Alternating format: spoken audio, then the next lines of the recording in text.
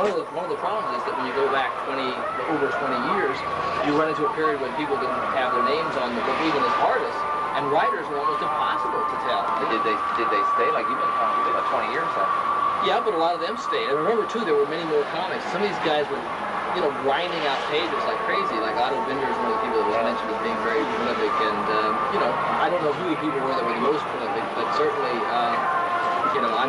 Stan Lee certainly is up there. I'm sure that I'm not even probably in the top 10, or anything like that. Although certainly way ahead of a lot of people. Remember too, I spent a lot of time in the office working, so that I did maybe a book every week or so in addition, but other people were able to work at home and do work 5-6 days a week.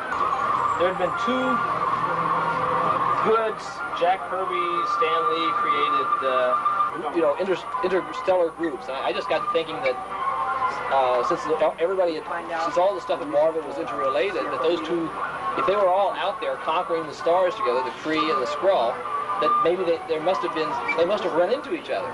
And I was thinking about books that I liked as a kid, like I don't know if you probably saw the movie version. It wasn't very good, I didn't think. But This Island Earth. Yeah, well, the book is much better, I think, but the idea there, again, was that Earth was like some island, in the Pacific during World War II with two sides fighting over it. And I thought, well, that's what we should do, it would be fun to do here. And I started working up toward it slowly over a period of issues. And then Neil came in, and he was, such a good artist. I mean, he was murdered to get the work out of him, but he was really good.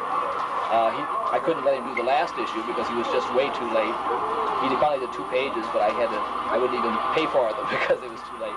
But he did just a really brilliant job on it. If only Neil Adams had done the last issue, it would have been a little different because Neil always added some things to the plot, where John would just kind of draw what you gave him, and we were so rushed for time that John had to do that whole book laid out in just a few days, where Neil would have taken longer and this and that, and he had some other things in mind.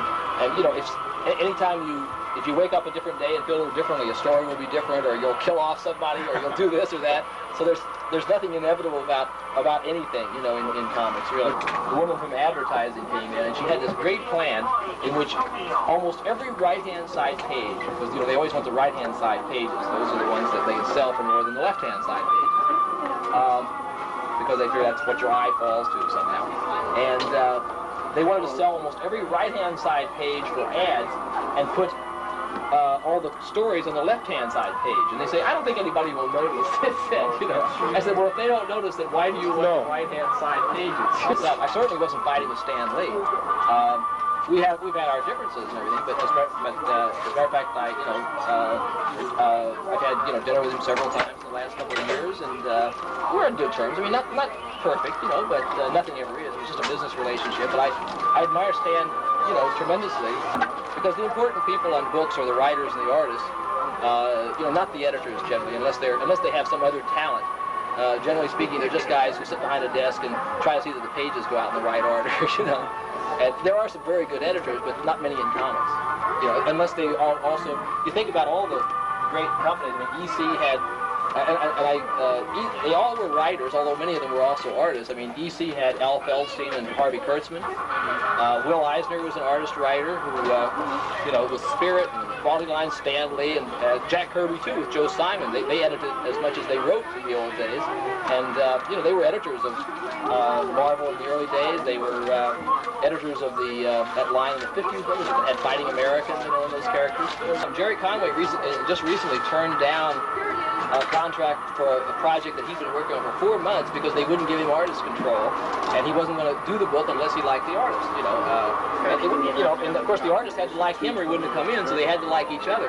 And because he'd seen too many people, including himself, be stuck with an artist that he didn't want to work with. On the Firestorm book, he and Pat Broderick, although both are talented people, they didn't want to work together. They don't like each other anymore. So they didn't want to work together. It wasn't just Jerry, it was both of them. So they shouldn't have been.